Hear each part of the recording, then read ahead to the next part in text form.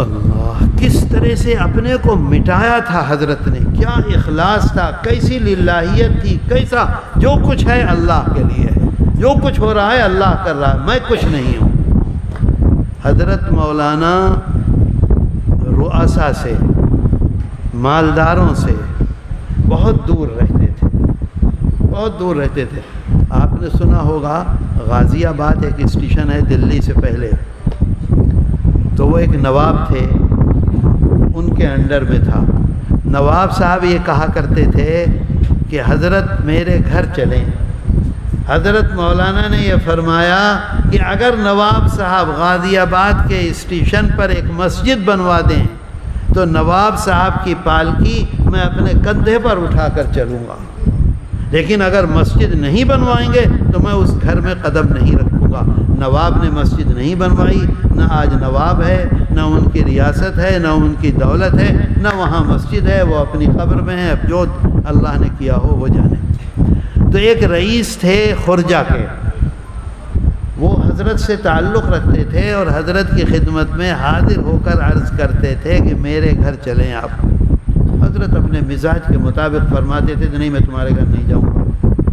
اتفاق ایسا ہوا کہ جنگ ہوئی، وہ جنگ ہوئی جنگ روم اور ترکیہ کی۔ ترکیہ کے لیے ہندوستان کے علماء نے، مسلمانوں نے گھر گھر چندہ کیا۔ اس چندے کا نام تھا سلطانی چندہ۔ دارالعلوم دیوبند نے بھی اعلان کیا، لوگوں سے اپیل کی چندے کی۔ یہ جو خرجے کے تھے نواب صاحب، یہ آئے حضرت کی خدمت میں اور عرض کیا کہ حضرت اگر آپ میرے گھر تشریف لے چلیں تو میں سلطانی چندے میں 10,000 روپیہ دوں گا۔ اس زمانے کا 10,000 آج کا 10 کروڑ روپیہ۔ کروڑ سے کم نہیں ہو سکتا، کروڑ سے زیادہ تو ہو سکتا ہے، کروڑ سے کم نہیں ہو سکتا۔ اتنا بڑا چندہ، سلطانی چندہ، اسلام کے لیے، دین کے لیے، دین کی حفاظت کے لیے۔ حضرت نے فرمایا میں ضرور تمہارے گھر چلوں گا، فوراً ٹائم دے دیا۔ حضرت نانوتوی رحمۃ اللہ علیہ تشریف لے گئے دیوبند سے خرجہ۔ ظہر کی نماز کے بعد پروگرام رکھا گیا، حضرت تشریف لائے، سارے علاقے کے لوگ، مالدار غیر مالدار، سب جمع ہو گئے۔ حضرت نے تقریر فرمائی، ان کا بڑا گھر۔ تقریر کر کے فارغ ہوئے تو نواب صاحب نے فوراً 10,000 روپے لا کے حضرت کی خدمت میں پیش کر دیے کہ حضرت یہ چندہ ہے۔ حضرت بہت خوش ہوئے۔ اچھا، اب جب حضرت فارغ ہوئے تقریر سے تو مولانا ذل الرحمن نے بھی کہا کہ اب میرے ہاں حضرت قیام کریں گے۔ مولانا نقیب الامین نے بھی کہا کہ میرے ہاں قیام کریں گے۔ وہ مالدار ایک آئے تھے، وہ حاجی صاحب جو بناتے ہیں، وہ ہاں کیا نام ہے، وحید الزمان نے بھی کہا کہ میرے ہاں قیام کریں گے۔ کیندری پاڑا والے نے کہا میرے ہاں قیام کریں گے۔ اس میں جھگڑا شروع ہو گیا۔ حضرت مولانا قاسم نانوتوی رحمۃ اللہ علیہ نے جب یہ دیکھا کہ لوگ جھگڑ رہے ہیں، یہ چپکے سے مجمع سے نکلے۔ مغرب کا وقت ہو چکا تھا، مجمع سے نکلے اور نکلنے کے بعد خرجہ اب تو شہر ہو گیا، اس زمانے میں چھوٹی جگہ تھی، ایک مسجد میں چلے گئے مغرب کی نماز کے لیے کہ یہاں مغرب کی نماز جماعت سے پڑھ لوں گا۔ مسجد میں گئے، اذان ہوئی، اذان کے بعد اب نماز پڑھانی ہے۔ اتفاق سے اس دن امام صاحب غائب۔ اب کون نماز پڑھائے؟ سب کے سب جاہل، آپ سن ہی چکے ہیں، کوئی جنازے کی نماز پڑھانے والا نہیں تھا۔ بھئی کیا باتیں کر رہے ہو؟ نہیں کیا باتیں کر رہے ہو؟ بتاؤ، میں نہیں کروں گا تقریر۔ بولو کیا بول رہے ہیں؟ اگر کوئی بولتا ہے تو میں تقریر نہیں کرتا، یہ بالکل طے ہے بات۔ اگر آپ کو بولنا ہے تو آپ مسجد سے باہر چلے جائیں یا میں چلا جاؤں گا، دونوں میں سے ایک کام ہوگا۔ کتنی بری بات ہے، میں بول رہا ہوں، جب کوئی بولے گا تو میرا ذہن ادھر جائے گا کہ نہیں۔ اب میں نے بہت سی باتیں سوچ کر آپ سے بول رہا ہوں، میرا ارادہ نہیں تھا یہ تب بولنے کا، اور اس کے بعد انہوں نے باتیں شروع کر دی۔ ارے بھائی آپ مقرر ہیں، آپ مولانا صاحب ہیں، آپ بولیے، مجھے کوئی شوق نہیں۔ بہت افسوس کی بات ہے، بہت ہی افسوس کی بات ہے۔ اسی کا یہ نتیجہ ہے کہ آج یہ مصیبتیں آ رہی ہیں۔ کسی کی کوئی عزت نہیں۔ دیکھیے میں ابھی واقعہ سناتا ہوں حضرت کا، جو آج سارے عالم میں اس کے راستے پر جو چل رہا ہے وہی کامیاب ہے، اور جس نے اس راستے کو چھوڑا ہے وہ برباد ہے۔ حضرت مسجد میں تشریف لے گئے، نماز پڑھانے والا نہیں۔ لوگوں نے کہا کون نماز پڑھائے، کون نماز پڑھائے؟ ایک نیا آدمی انہیں نظر آیا، کوئی ان کے اندر شان نہیں ہے عالمانہ، کپڑے سے نہیں محسوس ہو رہا ہے کہ وہ کوئی عالم ہے، ٹوپی سے نہیں محسوس ہو رہا ہے کوئی عالم ہے، چشمے سے نہیں محسوس ہو رہا ہے کوئی عالم ہے، لنگی سے نہیں محسوس ہو رہا ہے۔ لوگ یہ کہہ رہے ہیں کہ بھائی تو پڑھا دے، تو۔ انہوں نے کہا بھائی میں نماز پڑھانا نہیں جانتا۔ انہوں نے کہا نہیں، کون پڑھائے گا، کون پڑھائے گا، کون پڑھائے گا؟ یہ سب ہوتا رہا، حضرت چپ چاپ بیٹھے رہے۔ تھوڑی دیر گزری تھی کہ لوگوں نے زبردستی پکڑ کے دھکا دے کر کھڑا کر دیا مصلی پر کہ بھائی تو کیا 2-4 صورتیں بھی نہیں جانتا؟ یہ ان کا جملہ ہے، شیخ الحدیث لکھتے ہیں ان کا جملہ ہے، کیا تو 2-4 صورتیں بھی تجھے یاد نہیں ہیں؟ یہ کہہ کر زبردستی پکڑ کے مصلی پر کھڑا کر دیا حضرت نانوتوی نور اللہ مرقدہ کو۔ اب مصلی پر جو کھڑے ہوئے حضرت، تو خدا جانے کیا ہوا، پہلی رکعت میں قل اعوذ برب الناس پڑھ دی اور دوسری رکعت میں قل اعوذ برب الفلق پڑھی۔ سمجھ گئے بات کو؟ آخری صورت پہلی رکعت میں، دوسری صورت اس کے پہلے والی صورت دوسری۔ خیر نماز پڑھا دی۔ اب نماز پڑھا کے جب فارغ ہوئے سلام پھیر کے، تو انہوں نے آپس میں بھائی اس نے تو ہماری نماز خراب کر دی، یہ کیا بات ہوئی، یہ ہوا یہ ہوا۔ ان سے کہا بھائی تو نے تو ہماری نماز خراب کر دی۔ تو حضرت نے فرمایا بھائی میں تو پہلے سے کہہ رہا تھا مجھ سے نماز مت پڑھواؤ، تم لوگوں نے زبردستی مجھے۔ پھر ان میں جھگڑا ہوا کہ بھئی نماز دوبارہ پڑھو، نماز نہیں ہوئی ہماری، چلو نماز دوبارہ پڑھو، چل تو نماز پڑھا۔ تو حضرت نے اس پر بہت آہستہ سے فرمایا کہ میں نے مولویوں سے یہ سنا ہے کہ نماز ہو گئی۔ بس جیسے ہی یہ کہا ان کا غصہ آسمان پہ پہنچ گیا، کہنے لگے چوری اور سینہ زوری، چوری اور سینہ زوری، تو نے ہماری نماز خراب کر دی، اب ہمارے مولویوں پر الزام لگاتا ہے اور کہتا ہے کہ مولوی یہ کہتے ہیں کہ نماز ہو گئی، تجھے شرم نہیں آتی؟ اب وہ بہت ہنگامہ۔ اچھا حضرت کو ڈھونڈنے کے لیے لوگ سب کے سب نکل گئے باہر۔ جو حضرت کے مزاج سے واقف تھے وہ یہ سمجھ رہے تھے کہ کسی مسجد میں جا کے خاموشی سے بیٹھ گئے ہوں گے۔ تو لوگوں کا خیال یہ ہوا کہ بھئی یہ گاؤں سے باہر مسجد ہے، چلو اس میں۔ دور سے آواز آ رہی تھی ہنگامے کی۔ اب جو وہاں پہنچے ہیں تو دیکھا کہ حضرت درمیان میں بیٹھے ہوئے ہیں، چاروں طرف لوگ گھیرے ہوئے ہیں، برا بھلا کر رہے ہیں۔ حضرت نے یہ نہیں فرمایا میں محمد قاسم ہوں، حضرت نے یہ نہیں فرمایا میں عالم ہوں، حضرت نے یہ نہیں فرمایا میں فلاں ہوں، حضرت نے یہ نہیں فرمایا میں فلاں ہوں، حضرت نے یہ نہیں فرمایا کہ میں آیا ہوں تو وہ جو نواب صاحب ہیں انہوں نے اتنا چندہ دیا، کچھ نہیں۔ بس یہ فرماتے تھے تھوڑی دیر میں کہ مولویوں نے یہ کہا ہے نماز ہو گئی، وہ اور گالیاں دیتے تھے۔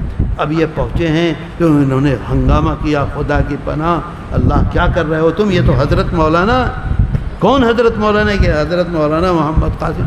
ارے اب وہ لوگ سب کے سب پاؤں میں توبہ تلہ یہ وہ۔ تو حضرت مولانا محمد زکریا صاحب شیخ الحدیث مدرسہ مظاہر علوم سہارنپور یہ لکھتے ہیں اس طرح سے اپنے کو مٹایا ہمارے بزرگوں نے۔ آج اس کا ان کے اخلاص کا، اگر اخلاص نہ ہوتا تو اس طرح سے مٹاتے؟ میرے دوستو سوچو، غور کرو۔ حضرت مولانا اشرف علی تھانوی رحمۃ اللہ علیہ، جنہیں سب حکیم الامت کہتے ہیں، دیوبند میں انہوں نے 4 سال پڑھا ہے۔ دیوبند میں اس زمانے میں ایک ہاٹ لگتا تھا، بازار لگتا تھا، بدھ کا بازار، یہاں ہاٹ کہتے ہیں، ہفتے میں 1 دن۔ اتنا خراب یہ ہے کہ اس نے حلق خوش کر دیا۔ پیسے میں سب سے زیادہ کٹوتی اسی میں ہوتی ہے۔ بدھ کا بازار۔ حضرت مولانا اشرف علی تھانوی رحمۃ اللہ علیہ اپنے ساتھ 4-5 طلبہ کو لے کر جاتے تھے اور بدھ کے بازار میں کھڑے ہو جاتے تھے. کھڑے ہو گئے، لوگ آ رہے ہیں جا رہے ہیں، کھڑے ہو گئے. ایک ان کا ساتھی قرآن کریم کی تلاوت کرتا تھا اور حضرت مولانا قرآن کریم کی تلاوت کے بعد ترجمہ کرتے تھے اور تفسیر بیان کرتے تھے کھڑے کھڑے. بازار میں، ہاٹ میں کھڑے کھڑے. کوئی 2 منٹ رک گیا، کوئی 4 منٹ رک گیا، کوئی 1 منٹ رک گیا، کوئی دیکھتا ہوا چلا گیا. انہیں کوئی مطلب. 4 سال میں پورے قرآن کریم کا ترجمہ اور تفسیر انہوں نے دیوبند کے بدھ کے بازار میں مکمل کی ہے. آج ہماری حالت دیکھ لو. خوشامد کرتے رہیں گے، کہتے رہیں گے حضرت تفسیر، حضرت کو فرصت نہیں ہے.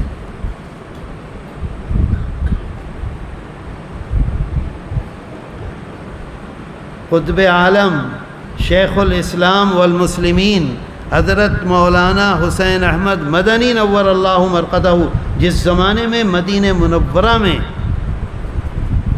سبق دیتے تھے، درس حدیث دیتے تھے روضہ مبارکہ کے سامنے بیٹھ کر. وہاں کوئی مدرسہ نہیں تھا، وہاں کوئی رجسٹر میں اندراج نہیں ہوتا تھا، وہاں دارالاقامہ نہیں تھا، وہاں مطبخ سے کھانا نہیں دیا جاتا تھا. ایک یہاں بیٹھا ہوا ہے، ایک یہاں بیٹھا ہوا ہے، ایک یہاں بیٹھا ہوا ہے، ایک وہاں بیٹھا ہوا ہے، ایک وہاں بیٹھا ہوا ہے. ساری دنیا کے طلبہ آ رہے ہیں، ہر ایک کے درس میں بیٹھ رہے ہیں، سن رہے ہیں. جس کے درس سے، جس کے سبق سے ان کو سب سے زیادہ فائدہ ہو رہا ہے، اسی کے پاس سب سے بڑا حلقہ ہے، سب سے زیادہ شاگرد اس کے پاس ہیں. ایک زمانہ یہ آیا، ہندوستان سے گئے تھے، اردو جاننے والے تھے، اردو بولتے تھے، اردو پڑھتے تھے. عربی کی وہاں زبان، عربی زبان. آہستہ آہستہ زبان پر قابو پایا. ایک زمانہ یہ آیا کہ مدینہ منورہ میں، حرم شریف میں جتنے طلبہ حضرت مدنی نور اللہ مرقدہ کے درس میں ہوتے تھے، اتنے طلبہ جو وہاں 40 سال سے پڑھا رہے تھے، ان کے پاس اتنے طلبہ نہیں ہوتے تھے. اس شان سے انہوں نے مدینہ منورہ میں پڑھایا. اور اس کے بعد جب ہندوستان تشریف لائے تو اپنی خدمات کا مرکز اس علاقے کو بنایا ہندوستان میں آنے کے بعد جہاں آنے جانے کے راستے نہیں تھے. ندیاں تھیں، ندیوں میں کشتی نہیں ملتی تھی.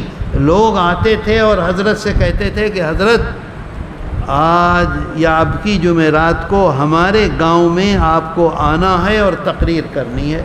فرما دیتے تو ٹھیک ہے. کہاں گاؤں ہے؟ بتلا دیا. ایسے یہ ندی ہے، اس کے بعد دوسری ندی ہے، اس کے بعد تیسری ندی ہے، اس ندی کے بعد ہمارا گاؤں ہے. یہ کوئی کہانیاں نہیں ہیں، یہ ہمارے بزرگوں کا اخلاص، کس للہیت کے ساتھ انہوں نے خدمت انجام دی ہے، اللہ کے لیے اور اللہ کے رسول کے لیے اور اپنی قبر کے لیے اور جنت کے لیے، اور کوئی مقصد نہیں تھا. تشریف لے جاتے تھے کسی جگہ، وہاں نوکا کہتے ہیں، نوکا ملا، لنگی پہن کے جاتے تھے. کسی جگہ نوکا نہیں ملا تو پانی میں گھس گئے. یہاں تک پانی، یہاں تک پانی، یہاں تک پانی. پانی سے جیسے آگے بڑھتے رہے کہ نیچے کرتے رہے وہاں. اور جب اس گاؤں میں پہنچتے تھے تو ایک سرسوں کے تیل کا دیا جلتا ہوتا تھا اور اس میں 2 آدمی، 3 آدمی، 4 آدمی بیٹھے ہوتے تھے صرف اور صرف. اور جب تقریر کرتے تھے تو لوگوں نے خود مجھ کو بتلایا ہے 2 گھنٹے، 3 گھنٹے، 4 گھنٹے تقریر کرتے تھے ان 2 اور 3 اور 4 آدمیوں کے سامنے.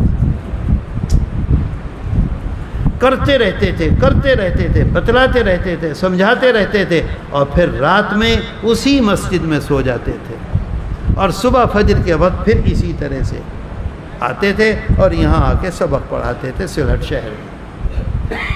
ایک واقعہ نہیں، دسیوں. ابھی میں وہیں سے آ رہا ہوں، کل بنگلہ دیش سے آیا. یہ عالم ہے وہاں ان کی خدمات کا. مولانا کون حسینی، مولوی شہاب الدین چلے گئے کا، وہ کیا نام تھا مولانا حسینی جہاں ادھر مولانا عبد الحلیم حسینی تھے، ابا جی کے شاگرد. ان کا ایک مدرسہ ہے. ان لوگوں نے ہمارا پروگرام بنایا عصر کی نماز کے بعد، رات میں نہیں، اطمینان سے نہیں. عصر کی نماز کے بعد جب میں اس مدرسے میں گیا ہوں تو لوگوں کی دیوانگی کا یہ عالم تھا کہ چاروں طرف جتنے درخت تھے اونچے ان سب پر لوگ چڑھے ہوئے تھے، کوئی درخت ایسا نہیں تھا جس پر آدمی نہ ہو،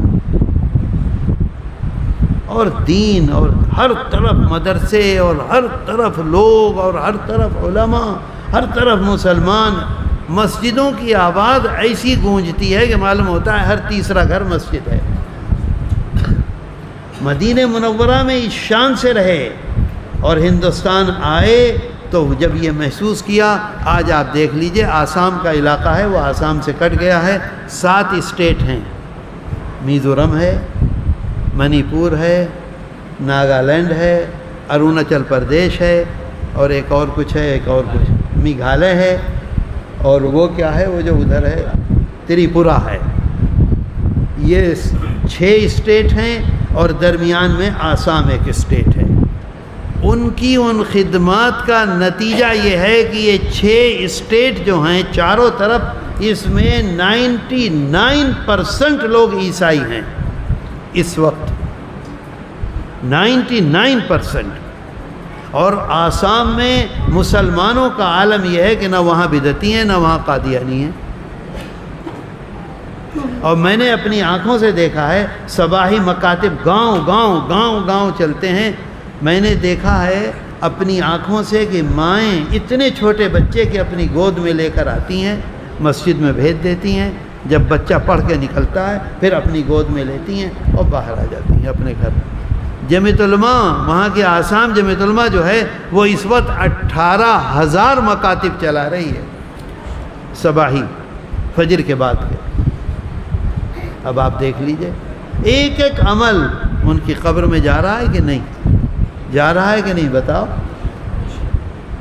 سوچو کس طرح سے اور کس محنت سے، کس کوشش سے.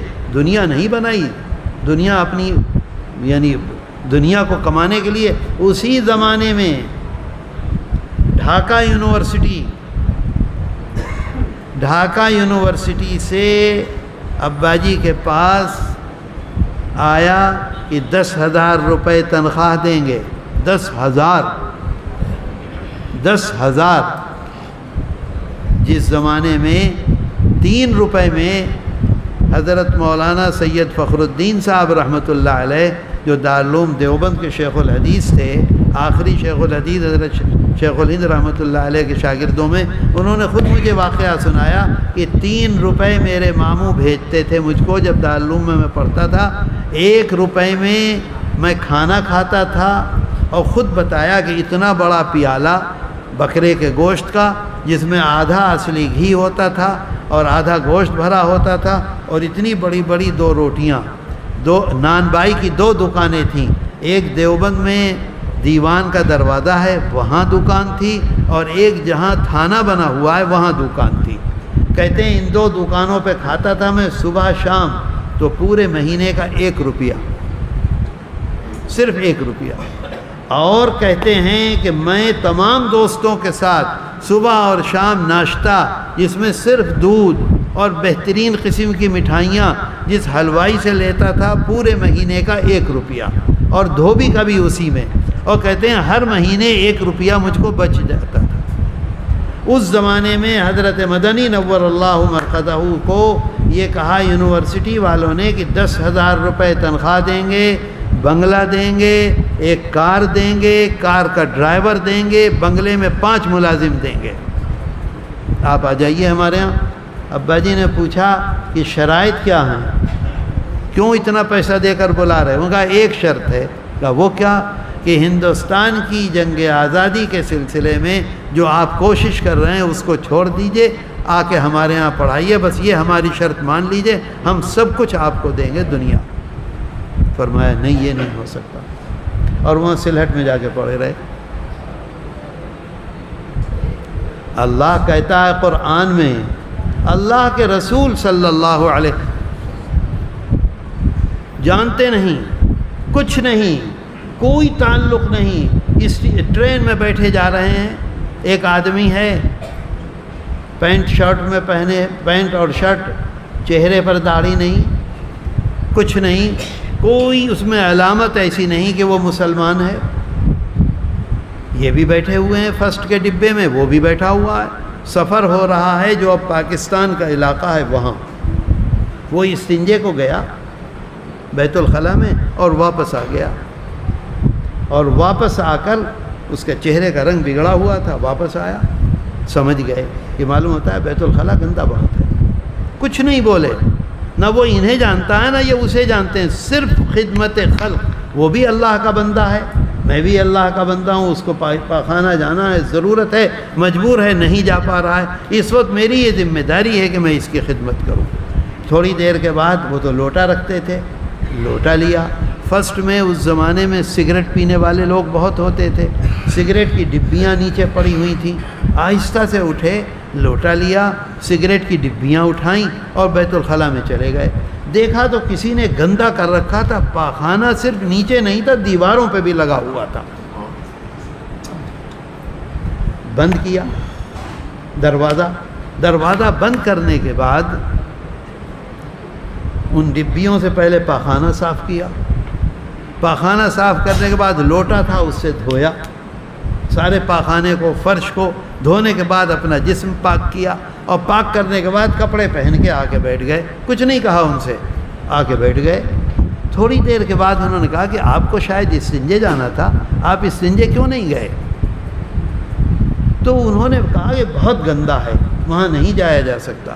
تو ابا جی نے ان سے کہا میں تو ابھی ہو کر آیا ہوں، بہت صاف ستھرا ہے. اب وہ جو گئے تو دیکھا بالکل دھلا ہوا. پاخانہ کر کے آئے، بیٹھ گئے، کچھ نہیں ان سے بولے. جس اسٹیشن پر پوچھ لیا تھا کہاں جائیں گے، جس اسٹیشن پر انہیں اترنا تھا اس اسٹیشن پر جیسے ہی ٹرین رکی باہر آ کے کھڑے ہو گئے. ان کے استقبال کے لیے لوگ آئے ہوئے تھے. ان سے پوچھا یہ کون آدمی ہے، کیوں؟ تب انہیں لوگوں کو انہوں نے بتلایا کہ اس نے ایسا کیا ایسا کیا ایسا کیا میرے ساتھ. اس وجہ سے میں نیچے اتر کے پوچھ رہا ہوں یہ انسان ہے یا فرشتہ ہے.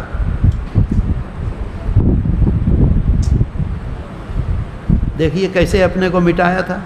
اور آج ہماری حالت کیا ہے؟ اگر ایک مدرسے میں تھوڑی سی خدمت ہو گئی تو سب پر ہم حاوی رہتے ہیں. ہم سے کیا ہو رہا؟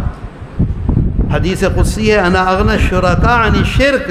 اللہ نے کہہ دیا کہ اگر تم کوئی کام کرو گے جس میں کسی اور کی شرکت ہوگی میں اپنے کو واپس بلا لوں گا، میری اس میں کوئی شرکت نہیں ہوگی.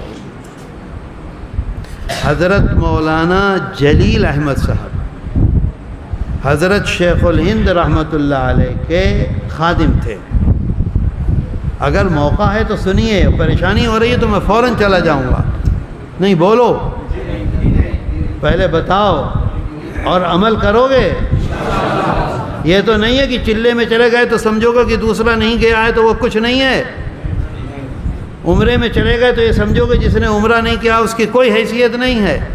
اگر رمضان میں روزہ رکھ لیا تو بے روزے دار کو یہ سمجھو گا کہ ہمارا کمال ہے، ہم نے روزہ رکھا، یہ روزہ نہیں رکھتا، یہ ہم سے نیچے ہے.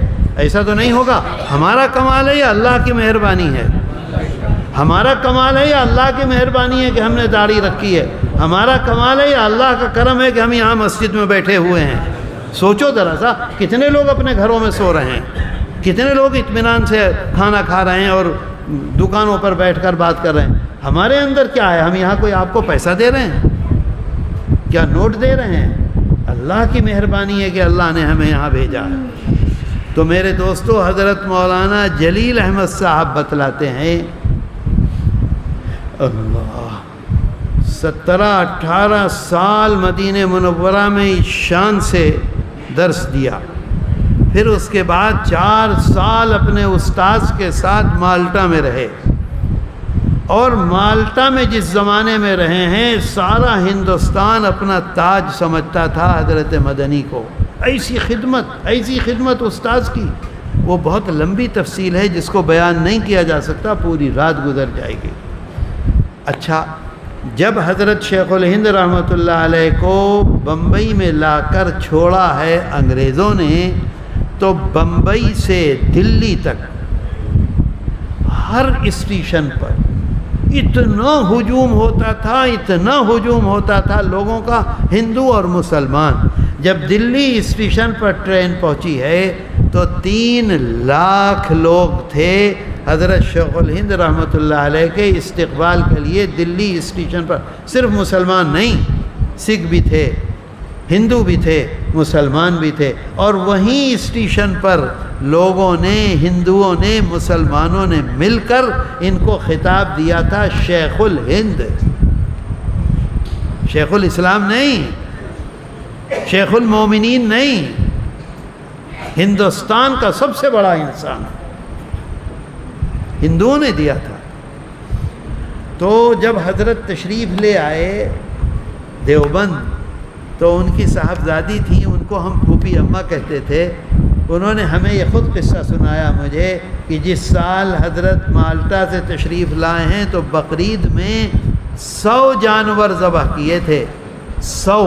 ایسا لوگوں کا ہجوم اور ایسا رجوع ہر طرف علماء غیر علماء سب کے ساتھ. یہ لوگ کہتے ہیں، مولانا جلیل صاحب کہتے ہیں کہ جب ہم صبح کو اٹھتے تھے تو حضرت کا مہمان خانہ جو تھا، حضرت کی جو خانقاہ تھی، اس کے جو بیت الخلا تھے، جب ہم صبح کو فجر میں اٹھتے تھے تو دیکھتے تھے سب کے سب دھلے ہوئے، بالکل پوتر، پاک اور صاف ہیں. اب کہیں ہمیں بڑی حیرت کی، یا اللہ اتنے لوگ، 100 آدمی، 200 آدمی. اچھا اس زمانے میں فلش تھوڑا ہی تھا، کھڈیاں ہوتی تھیں، پاخانے سے بھری رہتی تھی، اوپر سے نیچے تک پاخانہ. اور صبح کو جب فجر سے پہلے لوگ اٹھتے تھے، تہجد کے بعد استنجے کو جاتے تھے تو پاخانہ ہی صاف نہیں بلکہ دھلا ہوا بالکل صاف رہتا تھا.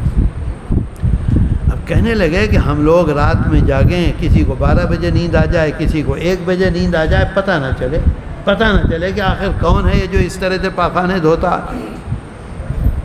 آپ پیچھے بار بار کیا دیکھ رہے ہو؟ کیا پریشانی ہے آپ کو؟ اگر پیچھے دیکھنا ہے تو جاؤ پیچھے بیٹھ جاؤ جا کے، مجھے پریشان مت کرو. پیچھے تقریر ہو رہی ہے کیا؟ یہ شیطان سوار ہو گیا ہے. کہتے ہیں کہ ایک دن ہم 2-3 آدمیوں نے فیصلہ کیا کہ آج بات کرتے رہیں گے تاکہ کوئی سوئے نہیں. بات کرتے رہے.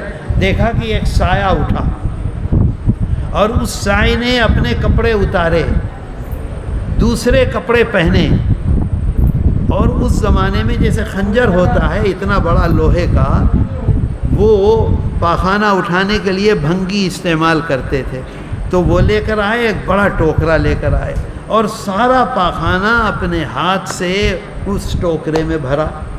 اور اس ٹوکرے میں بھرنے کے بعد بڑا ٹوکرا تھا، اس کو اپنے سر پہ رکھا، ایک کپڑا باندھ رکھا تھا، اور سر پہ رکھ کے حضرت شیخ الہند رحمۃ اللہ علیہ کے گھر سے باہر، ہم نے بھی دیکھا تھوڑی دور جا کے جنگل تھا، اس زمانے میں تو سارا جنگل تھا، وہ یہاں سے جائیں اور اس جنگل میں جا کے پاخانہ پھینک کر آئیں، پھر واپس آ جائیں، پھر بھریں، پھر لے جائیں، پھر بھریں، پھر لے جائیں. کہنے لگے ہم لوگ یہ دیکھتے رہے، خاموش رہے بالکل. جب سارا پاخانہ پھینک دیا تو پھر بہت ہلکے نل چلایا تاکہ کسی کی آنکھ نہ کھلے. نل چلا کے بالٹی میں پانی بھر کے سارا پاخانہ دھوئے، اور دھونے کے بعد پھر خود غسل کیا، اور جو کپڑے پہنے ہوئے تھے انہیں اتار کے ایک تھیلے میں رکھا، جو صاف کپڑے تھے ان کو پہنا، اور پہننے کے بعد چپ چاپ جا کے اپنے بستر پر لیٹ گئے. کہتے ہیں ہماری ہمت نہیں تھی، لیکن ہم نے وہ پلنگ دیکھ لیا کہ کون سا پلنگ ہے، کس پر لیٹے ہیں. اب صبح کو فجر کے وقت جو دیکھتے ہیں تو جا کے دیکھتے ہیں کہ یہ تو حضرت مدنی تھے.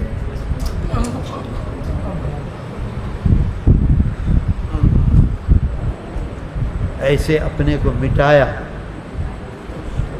خدمات انجام دیں. جو آج دیکھ لیجیے آپ، ہم اور آپ، ہمارے ایمان کی جو آج حفاظت ہے وہ صرف ان بزرگوں کی خدمات ہے اور کچھ نہیں ہے. آج وہ مدرسے جو ان کے راستے سے ہٹ گئے، آپ دیکھ لیجئے کیا پوزیشن ہے، اور جو مدرسے اس راستے پر چلے ہوئے یہاں سے 10,000 میل دور امریکہ میں، وہ بھی آج کامیابی کے ساتھ چل رہے ہیں اور خدمات انجام دے رہے ہیں. بتاؤ غلط کہہ رہا ہوں کہ صحیح کہہ رہا ہوں؟ اللہ قرآن میں اعلان کرتا ہے. کیا اعلان کرتا ہے؟ اللہ کہتا ہے، قرآن کہتا ہے، قل ان کنتم تحبون اللہ. آپ علل اعلان کہہ دیجئے کس سے؟ جو لوگ کہتے ہیں لا الہ الا اللہ محمد الرسول اللہ صلی اللہ علیہ وسلم، آپ علل اعلان مسلمانوں سے کہہ دیجئے اگر تم دعویٰ کرتے ہو کہ تم اللہ سے محبت کرتے ہو، قل ان کنتم تحبون اللہ، اگر تم یہ دعویٰ کرتے ہو، ہم یہ دعویٰ کرتے ہیں کہ نہیں ہمیں اللہ سے محبت ہے، کرتے ہیں کہ نہیں کرتے؟ تو اللہ کہتا ہے قرآن میں آپ کہہ دیجئے، کون؟ اپنے پیغمبر سے کہتا ہے، آپ یہ کہہ دیجئے کہ اگر تم دعویٰ کرتے ہو کہ میں اللہ سے محبت کرتا ہوں، اللہ کے حکم پر چلتا ہوں، اللہ نے جس طرح سے مجھ کو زندگی گزارنے کا حکم دیا ہے اس طرح سے میں زندگی گزار رہا ہوں، اللہ نے کہا ہے نماز پڑھنے کو میں نماز پڑھتا ہوں، اللہ نے کہا ہے چلے میں جانے کو تو میں چلے میں جاتا ہوں، اللہ نے کہا ہے زکوٰۃ دینے کو تو میں زکوٰۃ دیتا ہوں، اللہ نے کہا ہے عمرہ کرنے کو تو میں عمرہ کرتا ہوں، اللہ نے کہا ہے کہ تم حج کرو تو میں حج کرتا ہوں، اس کا دعویٰ اگر تم کرتے ہو فاتبعونی، اطاعت نہیں فرما رہا ہے اللہ، قرآن میں کہتا فاتبعونی، اللہ کے رسول صلی اللہ علیہ وسلم کے نقش قدم کو پکڑو، اللہ کے رسول صلی اللہ علیہ وسلم کے نقش قدم کو پکڑو، اطاعت نہیں، ہر وقت 24 گھنٹے پاخانہ کیسے کیا، پیشاب کیسے کیا، پاخانے میں کون سا قدم پہلے رکھا، پاخانے کے لیے جب بیٹھے تو کس طرح سے بیٹھے، کھانے کے لیے بیٹھے تو کس طرح سے بیٹھے، پلیٹ میں سے جو کھانا کھایا وہ کس طرح سے کھایا۔ حضرت انس رضی اللہ عنہ فرماتے ہیں میں نے کبھی نہیں دیکھا آپ کو کہ اگر کسی نے اپنا منہ اللہ کے رسول صلی اللہ علیہ وسلم کے کان کے قریب کیا ہو تو جب تک کہ اس نے اپنا منہ پیچھے نہیں ہٹایا آپ نے اپنے گردن ایسے ہی جھکائے رکھی اس کی بات سننے کے لیے۔ حضرت انس رضی اللہ عنہ اللہ کے رسول صلی اللہ علیہ وسلم کے خادم خاص ہیں، چھوٹے تھے، 10 سال کے تھے، جب ہی سے خدمت میں چلے گئے تھے۔ صحابہ پوچھتے تھے رات میں اٹھتے ہیں تو پہلا قدم کون سا رکھتے ہیں استنجے میں؟ جب استنجے سے تشریف لاتے ہیں تو کون سا قدم پہلے رکھتے ہیں؟ تم لوٹا رکھتے ہو، جا کے ذرا اوپر سے جھانکا کرو کہ آپ سیدھے بیٹھتے ہیں استنجے میں یا دائیں طرف یا بائیں طرف، کدھر رکھتے ہیں؟ اور وہ ایک ایک بات آ کے بتاتے تھے اور صحابہ اسے سمجھتے تھے اور پھر اس پر عمل کرتے تھے۔ مجھے بتلا دو آج ہم کھانے کے لیے بیٹھتے ہیں اتنا چوڑا ہو کر، سچ بتلا دو اتنے چوڑے ہوتے ہیں کہ نہیں؟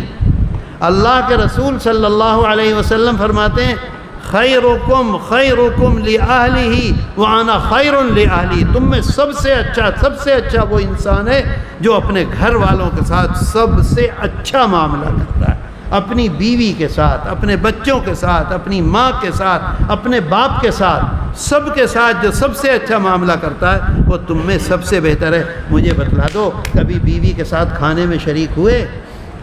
کبھی بیوی کے ساتھ برتن دھونے میں شریک ہوئے؟ کبھی بیوی کے ساتھ کپڑا دھونے میں شریک ہوئے؟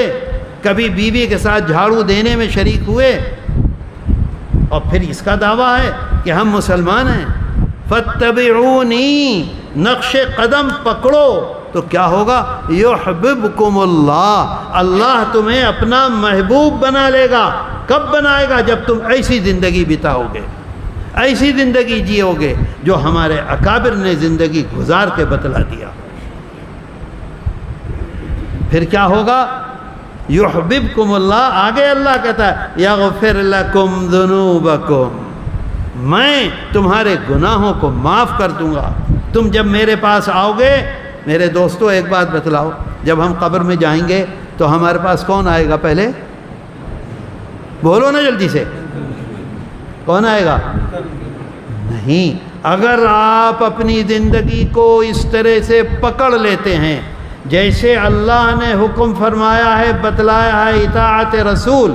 اطاعت رسول کا مطلب یہ نہیں کہ نماز، اطاعت رسول کا مطلب یہ نہیں ہے کہ اذان، اطاعت نہیں، نقش قدم، اتباع، ہر مسئلے میں، ہر چیز میں، ہر وقت، صبح سے شام، ہر مسلمان کر سکتا ہے اس کو، ہر مسلمان کو معلوم ہے، کوئی دقت نہیں، کوئی پریشانی نہیں۔ آج تو کتابیں ہی کتابیں موجود ہیں، آپ دیکھ لیجئے، کھانے کی سنتیں دیکھ لیجئے، نمازوں کی دیکھ لیجئے، مستحبات، سنتیں، سنن، وہ کیا کہتے ہیں اسے،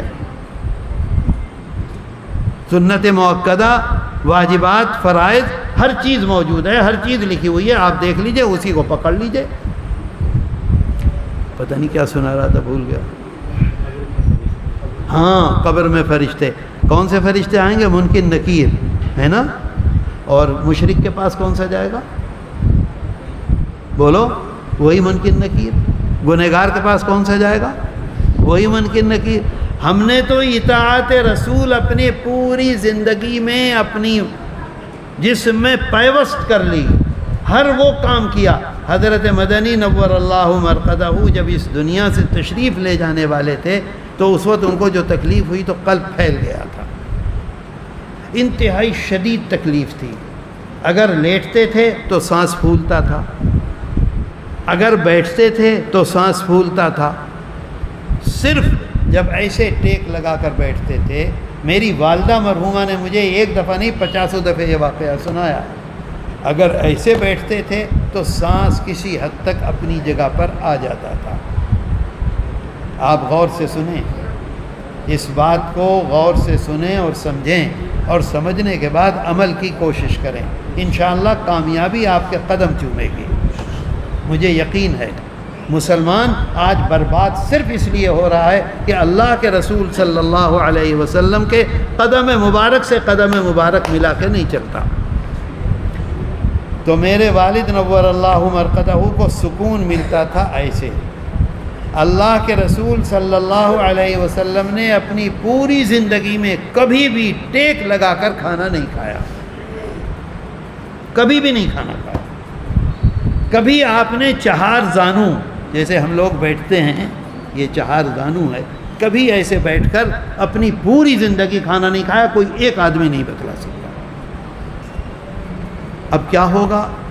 کھانا آتا تھا ان کے سامنے، سب لوگ گھر کے کہتے تھے کہ آپ اس وقت اتنی تکلیف میں ہیں کہ پورا 24 گھنٹے ہو جاتے ہیں آپ کے حلق سے کچھ اترتا نہیں ہے، آپ ٹیک لگا کر 2 لقمے لے لیں، آپ ٹیک لگا کر 1 انگور لے لیں، آپ ٹیک لگا کر سنترے کی 1 قاش لے لیں۔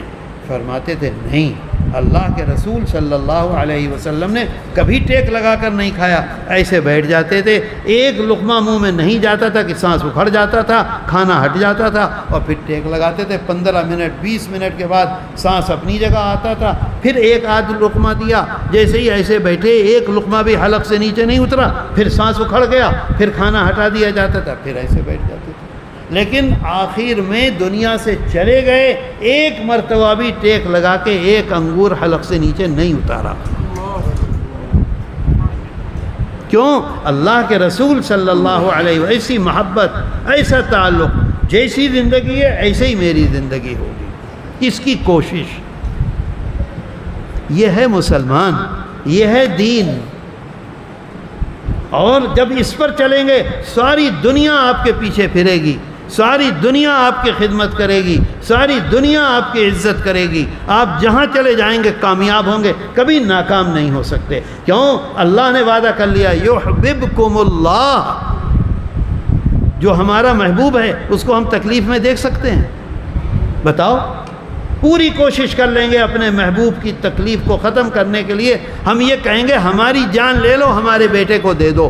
جوان بیٹا اگر مر رہا ہو اور کوئی یہ کہے تمہاری جان چاہیے، باپ کھڑا ہو جائے گا، ہاں میری جان دے دو اور اس کو ٹھیک کر دو، میرا کیا ہے، میں تو گزر چکا، میں گزر جاؤں گا، میرا بیٹا زندگی لے لے۔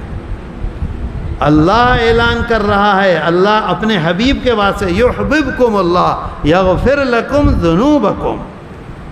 تو میرے دوستو، بخاری شریف میں اللہ کے رسول صلی اللہ علیہ وسلم فرماتے ہیں کون آئے گا اس وقت؟ منکر نکیر نہیں، فرماتے ہیں 2 فرشتے آئیں گے، 2 فرشتے آئیں گے ہمارے پاس، انتہائی حسین، خوبصورت، خوشبو، جہاں چلے جائیں گے وہاں روشن ہی روشن، نور ہی نور، قبر کا اندھیرا ختم، قبر کے جو گھٹن ہے وہ ختم، وسعت ہی وسعت، جہاں تک نظر جائے گی وہاں تک قبر پھیلی ہوئی نظر آئے گی۔ ان دونوں کا نام ہے بشیر اور مبشر۔ کیا نام ہے؟ کب ہے؟ جب ہم نقش قدم کو پکڑیں گے اللہ کے رسول صلی اللہ علیہ وسلم کے، اور آقا فرماتے ہیں وہ آ کر کہیں گے فیقولان، دونوں بولیں گے ایک ساتھ، فیقولان ما کنت تقول فی ھذا الرجل، دونوں کے دونوں پوچھیں گے اے پریشان کیوں ہوتے ہو، الجھتے کیوں ہو، ہمیں ایک بات کا جواب دے دو۔ مردہ کہے گا کیا؟ کہیں گے ان صاحب کے بارے میں تم کیا کہا کرتے تھے، ما کنت تقول فی ھذا الرجل، جن صاحب کو تم دیکھ رہے ہو ان کے بارے میں تم دنیا میں کیا کہتے تھے۔ اب آدمی پریشان ہوگا تو فوراً یاد دلائیں گے، فوراً اگلا جملہ کہیں گے لمحمد صلی اللہ علیہ وسلم، وہ یاد دلائیں گے جن کے آنے سے ہمیں سکون ہی سکون، اطمینان ہی اطمینان، خوشبو ہی خوشبو، روشن ہی روشن، ہم بھول جائیں گے اپنے بیٹے کو، دنیا کو، ساری مصیبتوں کو۔ جب وہ آئیں گے کہیں گے لمحمد صلی اللہ علیہ وسلم، کیا کہتے تھے تم محمد صلی اللہ علیہ وسلم کے بارے میں؟ آدمی کو یاد آ جائے گا، فوراً کہے گا اشہد انہ عبد اللہ ورسولہ، میں اس کی گواہی دیتا ہوں، میں اس کی شہادت دیتا ہوں، میں اس کا یقین رکھتا ہوں کہ یہ حضرت محمد صلی اللہ علیہ وسلم ہے۔ کیوں؟ پوری زندگی اس نے نقش قدم کو پکڑا، پوری زندگی کوئی کام ایسا نہیں کیا جو اللہ کے رسول صلی اللہ علیہ وسلم نے نہ کیا ہو، ہر وہ کام کیا جو اللہ کے رسول صلی اللہ علیہ وسلم نے اپنی زندگی مبارک میں پکڑا۔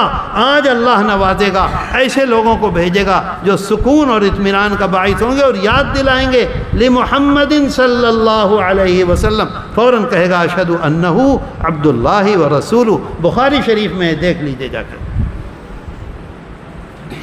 میرے دوستو دیکھو آج ہماری زندگی کیا ہے، ہم نے نماز پڑھ لی، معلوم ہوتا ہے سب کچھ کر لیا، ہم نے روزہ رکھ لیا، معلوم ہوتا ہے اب ہمیں کچھ کرنا ہی نہیں ہے، ہم چلے میں چلے گئے، سب کے سب برباد۔ امام کو نکالو، فلاں کرو، ڈھماکہ کرو، یہ کرو وہ کرو۔ عمرہ کرائے تو کہیں گے کہ ہمارا رمضان تو وہیں گزرتا ہے۔ اللہ اعلان کراتا ہے انا اغنی الشرکاء عن الشرک۔ دو قسم کے لوگ ہوں گے، بات لمبی ہوتی جا رہی ہے، دو قسم کے لوگ ہوں گے قیامت کے دن۔ ایک وہ ہوں گے جن کے پاس رجسٹر ہوگا اپنے اعمال کا، اور اس میں انہوں نے زنا کیا، چوری کی، حرام مال کھایا، نماز نہیں پڑھی، روزہ نہیں رکھا، داڑھی نہیں رکھی، لوگوں کو گالیاں دیں، لوگوں کو برا بھلا کہا، ساری برائیاں اس کے اندر لکھی ہوئی ہوں گی۔ وہ اپنے دیکھیں گے اور اپنی جگہ پر ہوں گے کہ آج اللہ کی اگر مہربانی ہوگی تو ہماری بخشش ہوگی، نہیں تو ہمارے رجسٹر میں سب کچھ جو لکھا ہے وہ صحیح لکھا۔ سمجھے بات کو میری؟ کچھ لوگ وہ ہوں گے جن کے رجسٹر میں ان کی نماز نہیں ہوگی، وہ کہیں گے ہم نے تو بڑی شاندار نماز پڑھی تھی، ہم نے تو اتنی لمبی لمبی سجدے کیے تھے اور اتنی لمبی لمبی صورتیں پڑھی تھیں۔ کچھ لوگ ہوں گے جو کہیں گے کہ ہم تو ہر سال عمرے کو جاتے تھے۔ کچھ لوگ ہوں گے جو کہیں گے ہم نے فلاں کام بہت اچھا کیا تھا، ہم نے تو چلے بہت لگائے تھے، ہم نے تو حج کیا تھا، ہم نے تو زکوٰۃ دی تھی، ہم نے تو غریبوں کو بہت پیسہ دیا تھا۔ اس میں کچھ لکھا ہی ہوا نہیں ہے۔ اس کا مطلب یہ ہے کہ اللہ کے جو فرشتے ہیں ان سے چوک ہوئی ہے۔ چوک سمجھ گئے؟ چوک سمجھے؟ چوک سمجھے کہ نہیں؟ کیا مطلب ہے چوک کا؟ بھول ہوئی ہے، بھول چوک بولتے ہیں۔ انہوں نے امام صاحب نے بتلایا، بھول مجھے یاد نہیں تھا، امام ہے نا بھائی ماشاءاللہ۔ تو ان سے چوک ہوئی ہے، ہمارا وہ عمل نہیں لکھا، ہمارا وہ عمل نہیں لکھا، ہماری نماز نہیں لکھی، ہمارا روزہ نہیں لکھا، ہمارے اتنے چلے تھے وہ نہیں لکھے، ہم نے داڑھی رکھی وہ نہیں لکھا، فلاں نہیں لکھا، فلاں نہیں لکھا، فلاں نہیں لکھا۔ تو دونوں آدمیوں میں فرق سمجھ گئے آپ؟ ایک جماعت وہ ہے جو اپنے رجسٹر پر مطمئن ہے، کہ ہم نے کوئی نیک کام نہیں کیا۔ ایک جماعت وہ ہے جو اپنے رجسٹر پر مطمئن نہیں ہے کہ ہم نے تو بڑے کام کیے تھے، وہ کہاں گئے؟ بات سمجھ رہے ہیں آپ؟ سمجھ میں آئی بات کہ نہیں آئی؟ کچھ بھی نہیں، سو رہے ہو۔ ایک آدمی نہیں بولتا، سمجھا کہ نہیں سمجھا؟ سمجھے؟ دو جماعتیں ہیں۔ ایک جماعت وہ ہے جس نے اپنی پوری زندگی میں گڑبڑ کام کیے ہیں، اس میں کچھ لکھا ہی ہوا نہیں، وہ مطمئن ہے۔ ایک جماعت وہ ہے جس نے بڑے کام کیے، بڑی نیکیاں کی، لیکن اس کے رجسٹر میں کچھ لکھا نہیں ہے نیکیاں، وہ اللہ کے سامنے حاضر ہوں گے۔ اللہ تو دل کا بھید جانتا ہے۔ قرآن میں اللہ اعلان کرتا ہے، قرآن میں قصہ نہیں سنا رہا ہوں، قرآن میں اللہ اعلان کرتا ہے اس دن یوم تبلی السرائر۔ کیا اعلان کر رہا ہے؟ یوم تبلی السرائر، جو تمہارے دل میں چھپا ہوا تھا آج اللہ اسے ظاہر کرے گا۔ تم نے چلے اس لیے لگائے تھے کہ دنیا یہ کہے کہ ہم بہت نیک آدمی ہیں، تم نے عمرے اس لیے کیے تھے کہ دنیا یہ کہے ہم عمرے میں جاتے ہیں، تم نے غریبوں کو اس لیے پیسہ دیا تھا کہ دنیا یہ کہے کہ دیکھو کتنا دانی آدمی ہے، تم نے نمازیں اس لیے لمبی پڑھی تھی کہ دنیا یہ کہے کہ دیکھو کتنی لمبی لمبی نماز پڑھتا ہے، تم نے بہت بہترین قرات کی تھی اس لیے، اللہ کے لیے نہیں دنیا کے لیے، کہ دنیا یہ سمجھے اتنا اچھا قرآن پڑھتا ہے، تم نے لمبی لمبی تقریریں کی تھی اس لیے کہ دنیا یہ سمجھے کتنا اچھا مقرر ہے۔ یوم تبلی السرائر، اس دن اللہ جتنی چھپی ہوئی چیزیں سب کو ظاہر کر دے گا، اور پھر اللہ اعلان کرتا ہے انا اغنی الشرکاء عن الشرک۔ اگر دو چیزیں ہیں، اگر ہمارے ذہن میں یہ ہے کہ لوگ ہمیں اچھا کہیں اور اللہ کے لیے بھی ہم کر رہے ہیں، تو اللہ اعلان کرتا ہے کہ جب دو ہوتے ہیں تو میں اپنے کو نکال لیتا ہوں، میری اس میں کوئی شرکت نہیں ہوتی۔ بات آئی سمجھ میں؟ عمل کریں گے ضرور۔ ہر اللہ کے رسول صلی اللہ علیہ وسلم کی زندگی کو اگر پکڑ لو گے تو انتہائی کامیاب ہوگے میرے دوستو۔ آج ہمارے لیے یہ پریشانی ہے کہ شیطان ہمارے اوپر ہے، ہم آقا کی زندگی کو پکڑنے کو تیار نہیں۔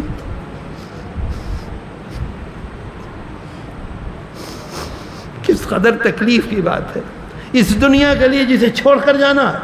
کون آدمی ہے جو ایک لمحے کے لیے یہ کہہ دے کہ موت میری پیچھے ہو سکتی ہے کسی کے اندر قوت اور طاقت؟ اس دنیا کے لیے ہم نے اپنے آقا کو چھوڑ دیا۔ میرے دوستو پکڑو، مضبوطی سے پکڑو، ہر وہ کام کرو جو آپ نے کیا ہے، ہر اس کام سے پیچھے ہٹو جو آپ نے کبھی نہیں کیا۔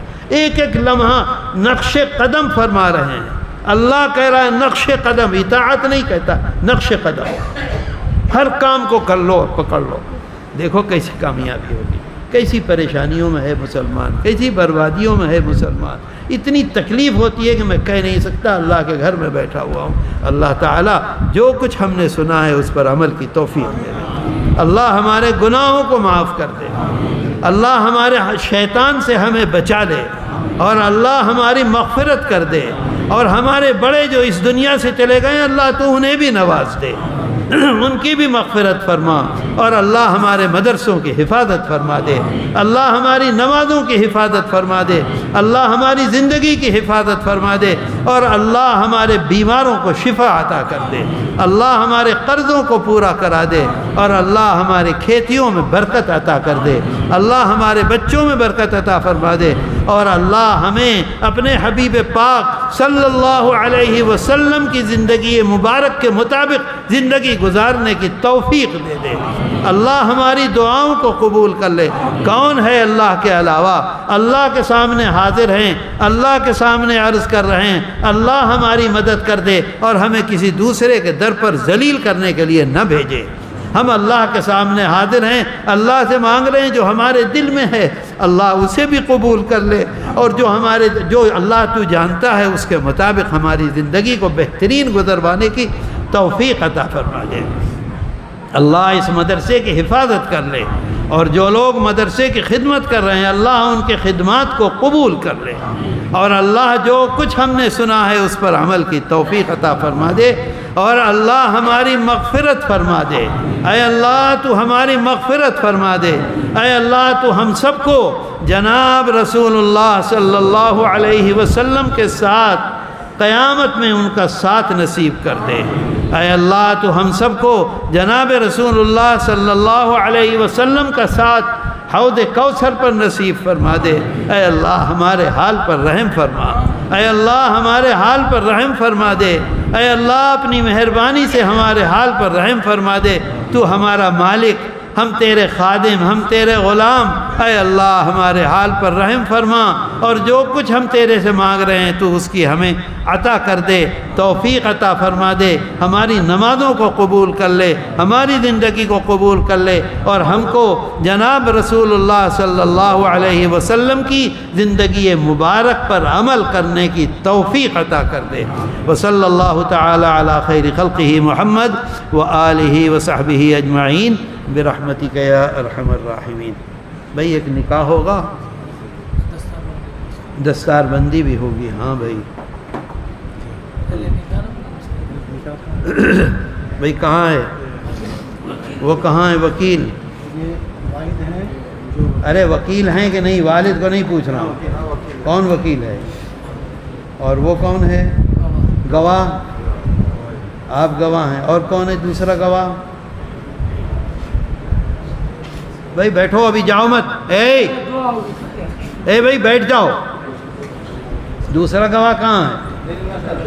آپ بھی گواہ ہیں، اور وکیل کون ہے؟ آپ کہاں چلے جناب؟ پیشاب آ رہا ہے؟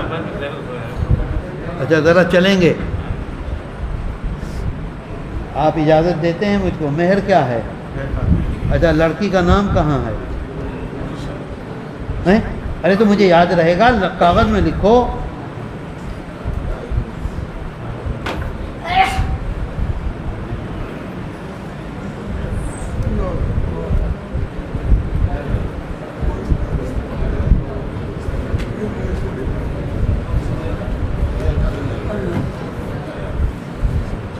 لڑکی کا نام لکھو، اس کے والد کا نام۔